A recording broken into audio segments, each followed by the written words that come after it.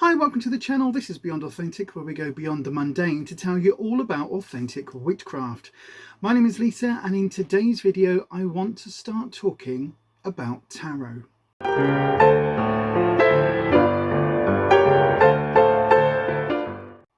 If you don't know already, I've been reading the tarot cards for about 24 years.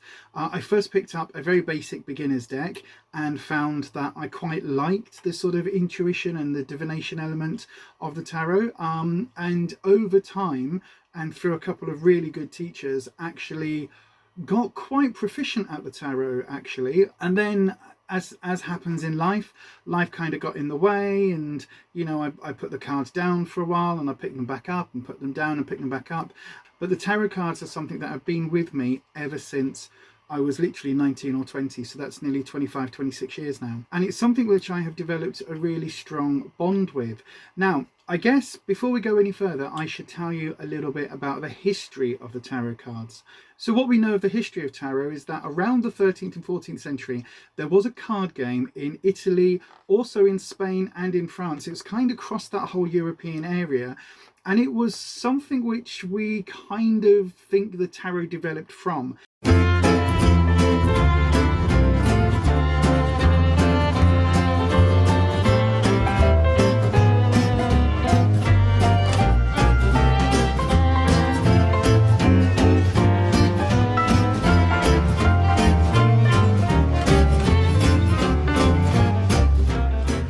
There are also scholars who believe that there are ancient sort of Egyptian images showing sort of a similar type of thing done on tablets.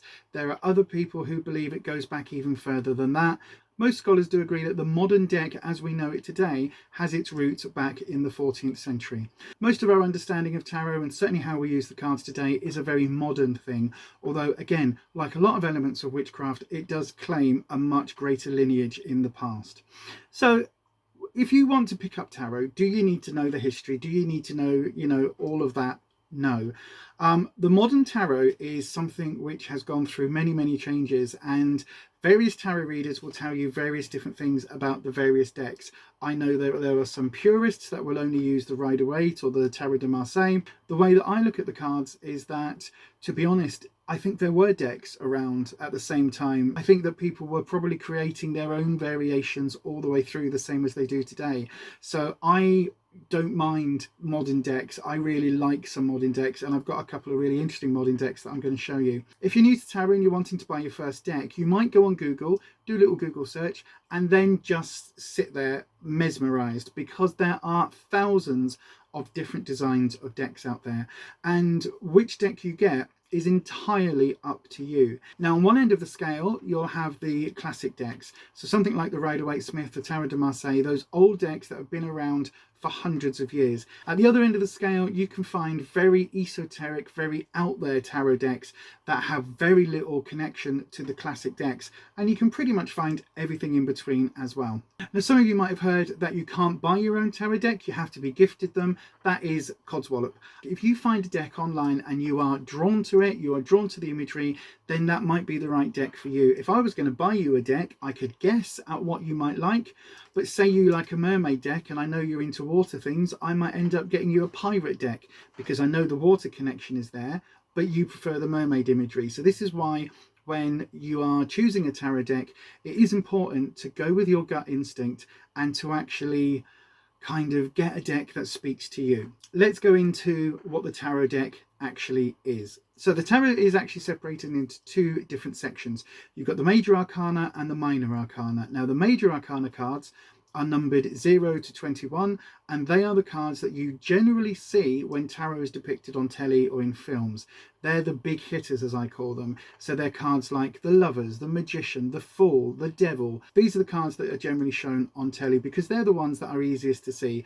Whereas, you get the Devil card, that's really interesting. Whereas the Three of Cups, people don't really understand what that is unless you know the tarot. Now, I have here a deck. This is from, I believe, the 1970s. It's called just Ancient Tarot. It's Major Arcana. So this is only 22 cards. So this is only the major cards. So again, you can see the old sort of very old print style, very old everything. So I believe these are based on the Tarot de Marseille. Now if you look at the size of them, they're actually quite long and narrow. This isn't a deck that I particularly use, but they're one that is in my collection. So this is what some of these cards look like. This is Le Force, which is obviously the card for strength. La Luna, which is the moon. And this is the traditional sort of depiction of the cards. La Roue de Fortune, or La Roue de Fortune, the Roue de Fortune, the Wheel of Fortune, basically, yeah. Temperance. So again, this is the sort of standard imagery that you will see, and these are the cards that most people recognize as being part of tarot. Now I've got to say, this deck in itself is something that, because of the size of the cards and because it is only the major arcana cards, it isn't something I tend to use. So would I recommend you start off with just the major arcana cards? To be honest with you, no. If you buy any tarot deck, you're going to get those anyway, but then you're also going to get the other 56 cards for the full tarot deck. So you might as well, if you're going to buy your first deck and see whether or not you like the cards, you might as well go for a full set. So that's the major arcana, that's the sort of the big hitting 22 cards. What about the other 56? What are they all about? Well, the way I look at it is that those cards give us much more nuanced and much more details when we do a reading. So the minor arcana is actually separated into 4 different suits. We've got cups, we've got swords, we've got discs, and we've got wands. In some decks, the cups have been renamed chalices, the swords have been renamed daggers, the wands have been renamed staves, and the discs have been renamed pentacles, and you can get variations on that and beyond depending on the style of the deck. So each of those 4 suits also then has a particular kind of flavour of a meaning, if that makes sense. So the cups or the chalices represent your feelings, the emotions. The swords represent challenges, so trouble and strife, but it can also represent ideas depending on how you interpret the cards and the way that they sort of fall. Now, wands for me represent security, but it can also represent creativity. And then the discs always represent money or opportunity, work, career, that sort of thing. So the minor arcana is made up of 56 cards, and it's a little bit like a standard playing deck, except there are 4 extra cards. So where you'd go, you know, ace, 2, 3, 4, 5, 6, 7, 8, 9, 10, jack, queen, king. In the tarot deck, you go ace, 2, 3, 4, 5, 6, 7, 8, 9, 10, page, knight, queen, king. Each of those individual cards will have its own meaning, and that meaning can change depending on where it is in the reading, but also the cards that are next to it can influence it, but the core meaning of that card will always stay the same. So for me, the Ace of Cups will always relate to a new project, new beginning, new journey that you are passionate about, something you feel very strongly about. However, if it's reversed, it can have a different meaning, and obviously where it is in the actual spread itself can also affect that reading, but the core of it will always stay the same. Now this is very much a basic video, so I'm not going to go through all of the individual cards, all of their meanings, the reversals, all of that. So if that's something that you would like to know, do please put a comment down in the comment section and let me know that you want to see that series, because it would have to be a fairly big series to get everything covered. Now I can do that quite happily, but only if there's enough people that are interested. So if you do want to see that series, do please put your comments down below in the comment section. This is also a really good time to remind you, if you haven't already, to hit that subscribe button and then press the bell icon and change your settings to all so that YouTube notifies you each and every time I upload a video. Also, if you're enjoying this video, please do give it a thumbs up. That helps me out with the algorithm. So I've touched on the major and minor arcana. I've also used this word spread. So what does that mean? What is a tarot spread? Well, put simply, a tarot spread is simply the positions that you lay the cards out in. And there are some standard tarot spreads, and each individual tarot reader might also have their own unique tarot spreads. I know that I've got some that I have created for my own purposes. One of the most commonly used spreads is the 3-card past, present, future spread, and it's actually the one that I use when I do my Self-Care Sunday and Tarot Hour, which is every Sunday evening from 7 p.m. Now 8 o'clock the tarot starts, normally a little bit beforehand, and you'll see me doing this past, present, future spread all the time. If you're wanting to learn tarot yourself, my advice would be to get yourself a beginner's set. Now this is something where you get the full deck of cards and actually a detailed book that will actually teach you some of the basic spreads and also the basic meanings of each of the cards. Now this one is actually a really good one. This is the Beginner's Guide to Tarot by Juliet Sharman Burke, and this little set comes with the cards. So the actual, as you can see, I haven't actually even unsealed the cards because it's not, although it's a pretty deck, I like my sort of larger decks than these. But the cards themselves are really nicely drawn, very basic drawings, very kind of standard imagery. There's nothing here that is going to be too avant-garde or too esoteric that's going to really sort of fry your brain as you're trying to work out what the card actually shows. But this also comes with quite a detailed book, and it's a weird set, this, because the book is actually, see, the book is actually attached to the packaging. It's very odd. This book is actually a really detailed book. It's 190 pages, and if I tell you what, look, I'll put the cards there and I'll show you the book. It's got each of the cards, it's got its own sort of pages. So this is the page for the full, and there are, you know, there's a whole page of description, and it actually tells you a little bit of the sort of the iconography of the card itself. So this is actually quite a good deck, and actually quite a good book for when you are beginning. Now, you can buy something like this from places like The Works for only a few pounds. Like, I think they've got a set in there for £4.99 or something, or they did last time I looked, which, to be fair, was quite a while ago. But there's something that you always do find in those sort of discount book places. Now, when I say you can find tarot decks from every interest area, I really do mean it. So this is the Dragon Tarot deck, and this is one that I really like. If you do watch any of my live streams on a Sunday, you'll know that I work with Dragon Energy quite a bit. And so this deck was something that was obviously a massive sort of interest to me. I mean, again, if I just show you some of the cards, it's absolutely beautiful, and they are absolutely gorgeous.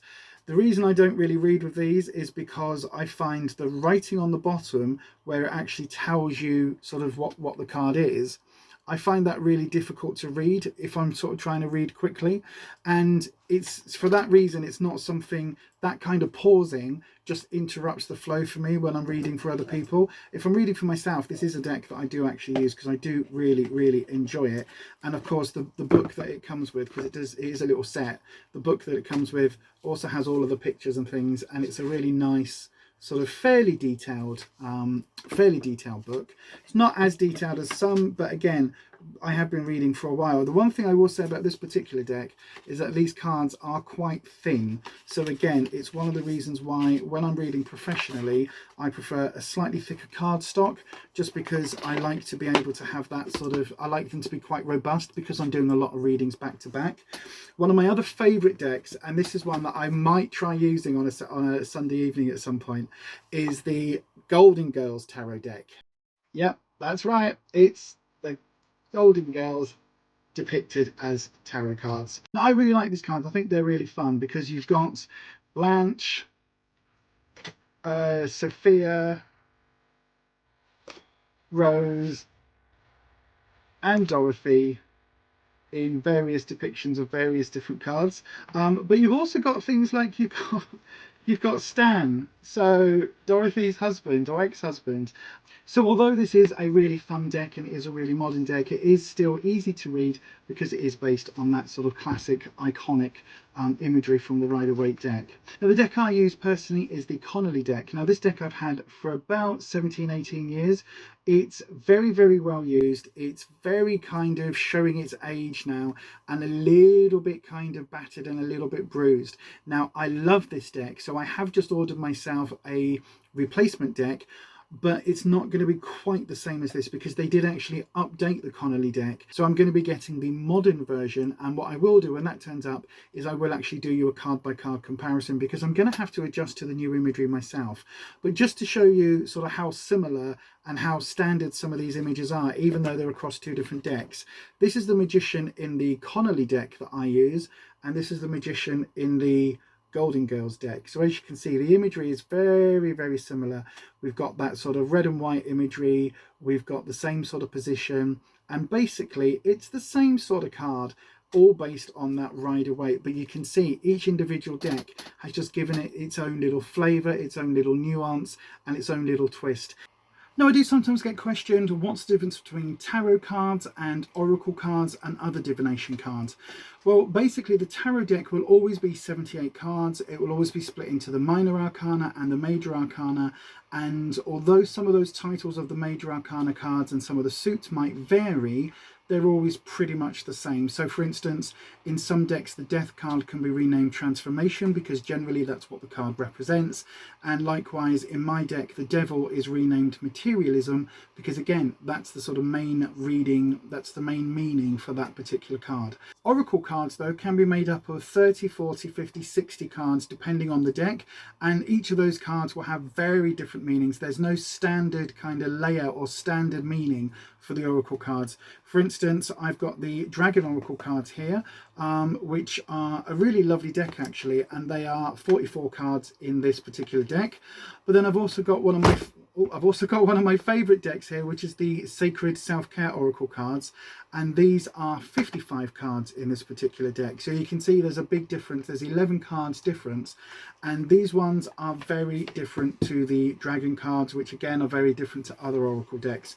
So for instance, this one is all about self-care, so each of the cards will have a lovely picture. This one just says connect with the earth, and so that will have some sort of interpretation as you're reading the cards that are very specific to this particular deck. Whereas if I show you one of the Dragon cards, oh, here we go. For instance, there you go, right on top, this just says Orange Dragon brings soul families and communities together, spread belonging, warmth and oneness, bring people together everywhere. And as you can see, it's a very different kind of style, very different type of deck. Basically, it's horses for courses. It's whatever you need the cards to be. So for instance, I really like this Sacred Self-Care deck because when I do my Self-Care Sunday, it's all about self-care. It's all about taking that time out to heal ourselves. And so this is a really lovely deck. It's a really affirmative deck for that purpose. But I've also got the Gaia Oracle deck, which is a lot more earth-based, a lot more spiritual. And again, depending on what I'm looking for, depending on the type of reading I'm wanting, will depend on what deck I pull from. These days, with marketing and capitalism being what it is, you can find yourself a deck based on almost any interest, any hobby, and that will fit in with any religion.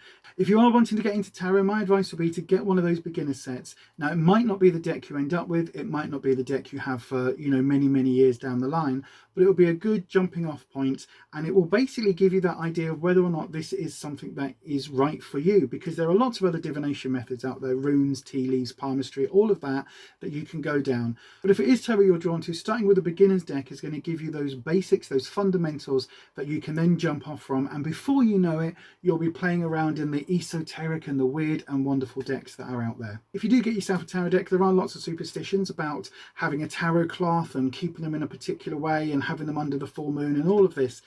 And basically you can if you want to. Personally, I do have a tarot cloth. I've got a couple. I've got one which is just a purple bandana. This was actually gifted to me and I love it. Absolutely love it. I use it all the time for my readings. Normally my cards are kept in this pouch, as you can see, just because the box is actually really battered. And then the pouch is normally wrapped in the cloth to keep everything safe. Before that, I had just a silk sort of plain purple tarot cloth. Again, it's horses for courses. A lot of tarot readers will say when you first get the deck to actually put them under your pillow and sleep with them and have that kind of connection. I have done that with most of my decks. Again, I know a lot of people who don't. Again, it's personal choice. What I would say to do is to learn the major arcana first. That's those 22 main sort of cards. Get those meanings down. Get yourself kind of comfortable knowing what those cards mean before you tackle the minor arcana as well. But what you want to do is basically pull a card, have a little look in the book, see what the description is in the book, and then study that card and work out whether that description resonates with you. Now what you'll probably find is that over time your relationship with the cards will change as you get a deeper understanding and you learn the deeper meanings of each individual card. So for instance, one card might have 5 or 6 different keywords according to the book, but as your level of understanding changes and as your level of understanding deepens with that particular card, one of those keywords may come shining through, and that's your intuition coming into play. And this is why different tarot readers can give slightly different interpretations of different cards. It's all down to our intuition and our own personal interpretation of the cards, which is why it's really important if you are going to a tarot reader to actually find a reader that you trust and that you like and that your energy connects with, because again, different readers read differently. So that is just a snapshot into the tarot. As I say, if you would like me to go through the individual cards and go through my interpretation of the meanings and also do that comparison between the two Connolly decks, then do please put your comments down in the comment section and let me know. That is it from me today. Don't forget, if you would like to get yourself a free 3-card reading, you need to be on the live stream each and every Sunday evening from 7 p.m. UK time. Or if you would like a more detailed reading, you can find me over on fiverr.com. I'll put the details for the gig just down below. If you like authentic content here on YouTube, do check out The Authentic Army down in the description box. If you scroll down past the discount codes, there's a whole block there called The Authentic Army with some links to some very small channels where we all keep it 100% genuine. None of us are interested in PR lists or any of that sort of stuff, so we get to give you very authentic reviews. So if that sounds like something you'll be into, do make sure you check those out just down below. That is the video today, and as I always say, stay you, stay weird, stay authentic, and I will see you next time. Bye bye.